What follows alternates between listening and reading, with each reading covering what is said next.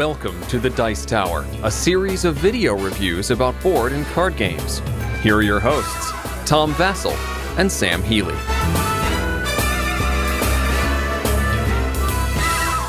All right, today we're talking about an independently designed game from, well, I guess warriorsandtraders.com called Warriors and Traders.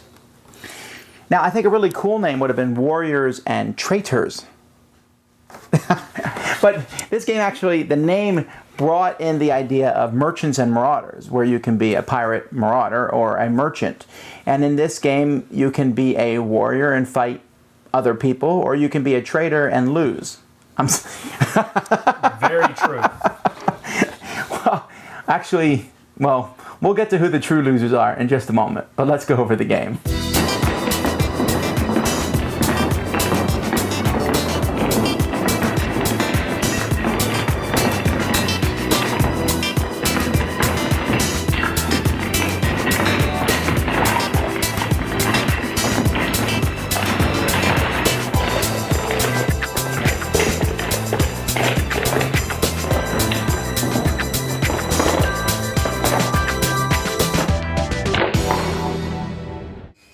Here's a map that you're playing on. You can play on Western Europe, or you can flip the board and play on Eastern Europe. They will play differently, although essentially, you know, there's no different rules for each side. They play slightly differently. And after you pick which side you're going to play, you're going to randomly hand out country cards, or you can pick them, I guess, to determine what country you are. Now, I need to point out that I'm likely going to get some rules wrong. That's because I don't think the rule book does a very good job. They even sent me an updated rule book, and I still don't think it does a very good job at explaining the game. But hopefully, I'll be able to give you a grasp of at least the major concepts of this game. There's going to be barbarian tokens, and I have a whole pile of them in my hand. They're going to be set up all over the board where you don't have your tokens, and they're going to be in places, and you're going to have to conquer the barbarians to get them out. And the game also comes with a whole pile of plastic stands to put all these units in, although there's not enough for all the units in the game, so you have to pick and choose which ones you want. Barbarians are going to get more and more powerful as the turns progress. So if you don't kill barbarians off very quickly, you're going to find that you're going to be in some severe trouble. Players come with a pile of units that they're going to be using over the course of a game in their color. And these units are made up of regular soldiers, knights, and archers, and princesses. Now, this is where the game's a little odd for me, because you have some princesses that are running around, and they can actually conquer or capture territory, hold territory, but they don't do anything, and it just seems odd. It doesn't seem thematic. But if your princess is captured by an opponent, you give a victory point to that opponent. Well, that's thematic, at least. Now, each of these regions here, each region comes with a little tile. And that tile tells you the resources and victory points of that region, but they're also written on the region themselves. So you can see here, for example, that Bosnia gives wood, and that Dalmacija gives a wood and a weapon, and that's worth 3 victory points. And Slavonia gives 2 wood. And so each province gives different resources. Some give food, some give wood, some give weapons, some give gold. And at the beginning of each turn, players are going to collect those resources, but before they collect those resources, they have to pay food for all their troops. If they don't, they die. And your stronger troops need more food. So you need to have a constant supply of food coming in, or your people are all going to die all over the board. Now, when you produce resources, you're going to look at your technology tree. Now, this is a very interesting thing of the game. Let's take a closer look. Each player starts with one of these, and there's 3 tracks on this technology tree. There is the production, the trade, and the military track. Now, what players do is they start at level 1 in all these tracks. However, at the beginning of the game, they're given 3 of these technology tokens, and you can put these on any of these spaces that you want. You can set it up anyhow you want. You can put all into production, for example, or you could put 1 into military, 1 into trade, and 1 into production. But once all the icons are filled, you'll go to the next level. So here I'm at level 2 of everything. Here I'm at level 3 of production, and level 2 of military, and level 1 of trade. And as I get more icons, you can see to go from level 3 to level 4, I need 3 of these technology things to go up, and then so on and so forth. Now, when you're producing, it all depends what level you're at. So for example, if I'm at level 1, for every food icon on the board, I'm going to get 1 food. But I don't get any wood, because all my wood is multiplied by 0. But if I move up to level 2, you'll see I get 1 food and 1 wood. And then up to level 3, I get 1 food, and for every wood icon on the board, I get 2. And then 2 food and 2 wood, until I get to the very top level, level 7. I get 2 for every food icon on the board, and 4 for every wood icon on the board. So if you get to the top levels, you're going to get a lot of resources. And the different things give you different abilities. For example, you can trade with the bank. At the beginning of the game, you can trade them 7 for 1 resource of your choice, but if you get all the way to the top, you can trade 1 for 1. Over here, you have better military strength. You have certain action points that you can take when you're attacking people on the board. But you'll notice there's also other things there. See, reinforced production tax, master trader, trade tax. Those are special abilities that you'll get. There is actually cards that come with the game that explain what all the different special abilities are. Some of them let you build forts, some let you upgrade your armies, some let you double your money, some let your armies retreat, some let you declare war as an extra action on other players. And so as the game progresses, you're trying to upgrade your technology tree. So the first thing you do on your turn is you feed your people. Everyone has to feed their people, and then everybody has their production. Then you have trade phase. If you have a trade route with somebody, you can start trading with them. You can't trade with someone until you've connected to them with a trade route. Then everybody gets 2 actions, and these actions let you put another piece on one of these, or you can build armies, or you can move, you can do other, there's a few other things that you can do, like declare war on a country and so on and so forth. But this is where a problem in the game happens, because this tech tree looks so awesome, but you really can't use more than 1 action to upgrade your tech, because you really got to get troops on the board, because you have to capture other territories. So at the beginning of the game, your main goal is to get troops out there, because you need to capture food territory so you can feed future troops that are on the board. And after you take these 2 actions, then we have a maneuvering phase in which you're going to be moving people all over the board and fighting the different barbarians or other armies that you will encounter out there. Fighting is pretty simple. It's a straight, attrition. There's no die rolling. You're just going to kill other units and so on. If you control a whole country, you will get extra actions, and that's one way to increase your technology, although it's not very hard for someone to take 1 province of your country away to get rid of your actions. And there's other ways to get victory points, like capturing princesses. And remember, the barbarians are constantly getting stronger as the game progresses.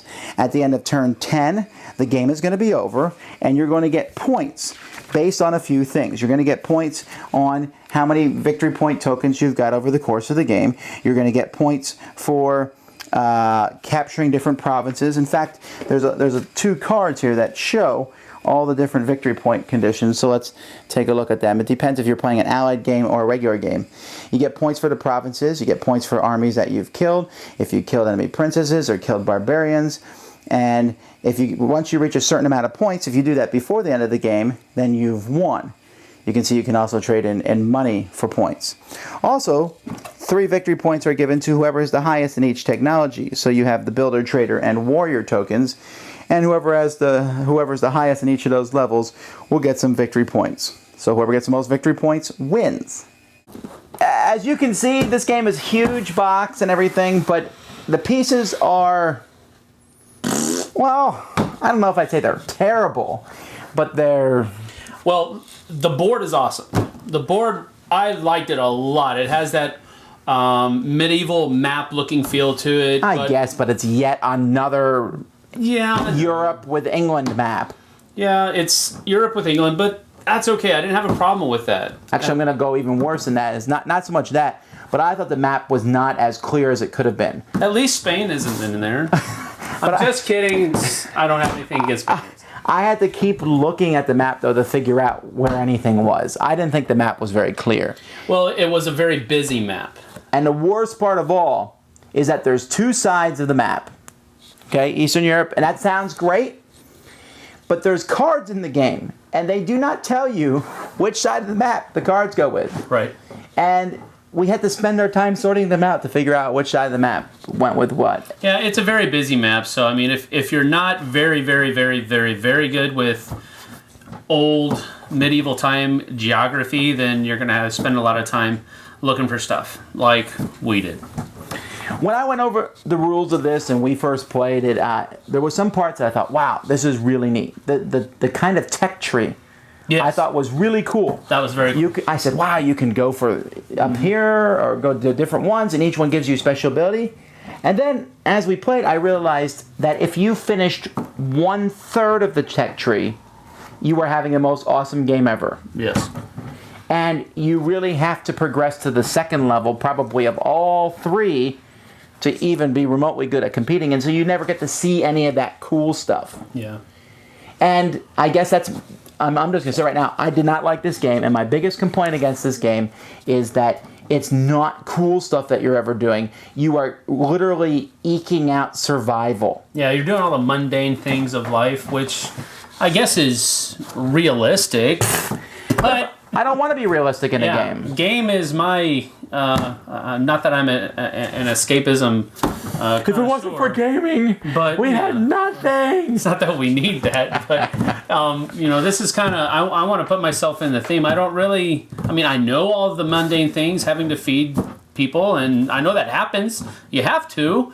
People eat, but it just doesn't need to be that big as part of a game. Okay, I mean, I'm going to say that this feeding people thing has gotten out of hand. yeah, I guess so. Agricola, Le Havre, we're like, okay, and now it's like in every game, you must feed your people. We get it, people eat. Right, people eat. I don't need to provide toilets for all my soldiers, Ooh. but we need to do that too.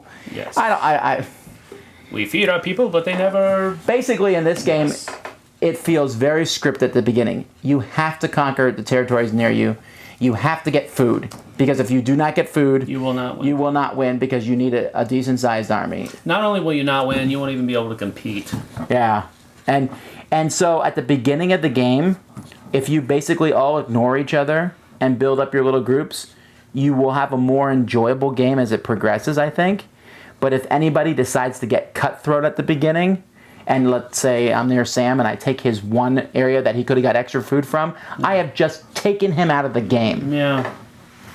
Maybe on a whim we could set up the board after all of that initial stuff and then begin the game. Yeah, Maybe that would be kind that of would be maybe go through the first 6 turns and take your stuff and then work at it. And combat's boring. Yeah. Deterministic combat is not horrible, but if that's just remove pieces, like for example, Small World is deterministic combat, but Yeah. it's so fast. You go da-da-da-da-da. Right. In this game, it's slow, it's boring. I'm waiting. There's not a lot of good things I'm saying about this game because it's really not that good of a game. There's some good ideas in it, Yeah. and I really liked the tech tree. When I saw that, I was like, ooh, that's going to be really cool. And just like you said earlier, it was just kind of a downer because we weren't able to get all the way up to the top. We weren't able to be those really cool people that were at the top of that tech tree. We had to be down on the bottom in mediocrity and just... yeah, I would have liked if you could have sacrificed some things to move your tech tree higher. Yeah. You know, to give up this, to that way you could focus on that. But the simple fact was everybody was basically getting the same, the different actions, the trading aspect. I felt like the designer here strove too hard to be realistic, and the game's not a simulation. It's supposed to be a game. So Yeah. that coupled with so-so components, coupled with a very non-exciting game experience. There may be some people out there like, I don't know, Renaissance Fair attendees and that type of stuff that will possibly enjoy the realistic idea behind this game, but I don't see it. Maybe those people will enjoy it. I just did not enjoy it, and I was looking at this. I was pumped to play it. I was looking forward to it, and then we got 2-3 turns into it, and we were all just like. Yeah, I was going to be a traitor rather than the warrior. I was going to say, how's that going to work out? And simply put, you better just pray no one attacks you. Yeah. I mean, that's just how it works. And so, this actually for me is going to get 2 trebuchets down. That doesn't make any sense, I guess. Trebuchets don't go downward. But anyhow, this is one of the worst games I've played this year. Not because I guess I had such high expectations when I saw it, and it was just a huge dud. Yeah. Because I really liked the board, I'll give it half a thumb up. But That, along with my 2 swords down for actual gameplay, doesn't really come out on top anywhere. No, he said it's a lot. That's a cool board. If I covered my walls with boards. Yeah, no, that's what I was thinking. This board would look cool, matted, put on put in a frame, put up on a wall. It would actually look cool, I think. But the gameplay just isn't there. Sorry. Alrighty. Pooh. Thanks so much for watching the Dice Tower videos. Find more great videos and reviews, as well as our top-rated audio podcast at Dicetower.com. You can also find the latest board game news at Dicetowernews.com. I'm Eric Summerer, and you've been watching The Dice Tower. The Dice Tower is sponsored by Fun Again Games, the world's best game source. Fun Again Games has over 5,000 games available. Check them out at funagain.com.